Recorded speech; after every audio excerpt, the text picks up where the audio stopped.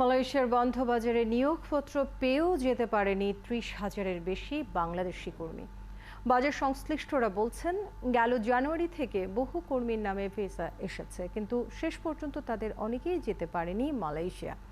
তারা আরও জানান যে পদ্ধতিতে কর্মীরা মালয়েশিয়া যায় সেটা পরিবর্তন না করলে ভবিষ্যতেও একই দুর্ভোগে পড়ার শঙ্কা রয়েছে। ঝুমুর বাড়ির প্রতিবেদন।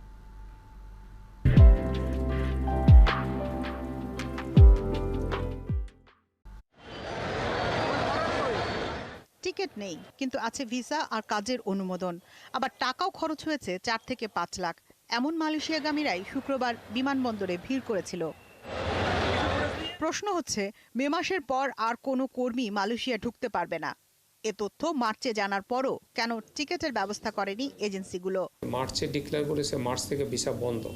তাহলে আমি যদি ভাবতাম যে আমার 50,000 ভিসা আছে, আমি ফোরকাস্ট করতে পারতাম, গভর্নমেন্টও ফোরকাস্ট করতে পারতো, সেভাবে আমরা ফ্লাইটেরও অ্যারেঞ্জ করতে পারতাম। এমপ্লয়ারের সাথে যোগসাজশে এমপ্লয়ারের 50টা লোকের দরকার আছে, কোনো না কোনোভাবে 100টা লোকের অ্যাপ্রুভাল নিয়ে বের করে নিয়ে আসলো। তো এমপ্লয়ার তো ঠিক আছে, ইজ এন এমপ্লয়ার, যেন 50 লোকের কাজ দিতে পারে, কিন্তু অ্যাপ্রুভাল তো বের করে নেওয়া হচ্ছে 100 লোকের, বাকি 50 জন কই যাবে? অনেকেই বলছেন, গেল সপ্তাহ পর্যন্ত ভিসা এসেছে কর্মীর নামে, যাদের এখনো মন্ত্রণালয় থেকে মেলেনি ছাড়পত্র। যদি আমরা ধরি প্রায় 5 লক্ষ লোক বিএমইটি হয়েছে, তাহলে এখানে 25,000 লোক কম যাবে।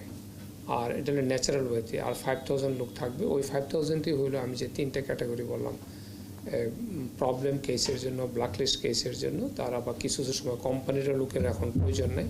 এই 3টি কারণে তারা হয়তো এই লোকগুলির তখন নেয়নি। সংশ্লিষ্টরা বলছেন, দুই দেশের সরকারই ছাড় দিয়েছে, যার কুফল ভোগ করছে কর্মীরা। মালয়েশিয়ান সরকারও এখানে কোনো কেয়ার নেয় না। আমাদের সরকারও এখানে, আমরা সরকারকে বলছি যে এটা তো আমাদের হাতে নাই। মালয়েশিয়া গভর্নমেন্ট যেরকম চায় বা মালয়েশিয়ার এমপ্লয়ার যেরকম চায়, আমাদের তো সেটাই ফলো করতে হবে। কারণ তারা রিসিভিং কান্ট্রি, আমরা সেন্ডিং কান্ট্রি। তারা যদি রিসিভ না করে, এরকম হয়েছে যে যারা হয়তো পাঠিয়ে দিছে, দেখা গেছে ওখানে এমপ্লয়ার রিসিভ করতে আসেনি। এ পর্যন্ত 5,27,000-এর বেশি কর্মীর চাহিদাপত্র সত্যায়ন হলেও গেছে 4,72,000। ঝুমুর বাড়ি, 71, ঢাকা।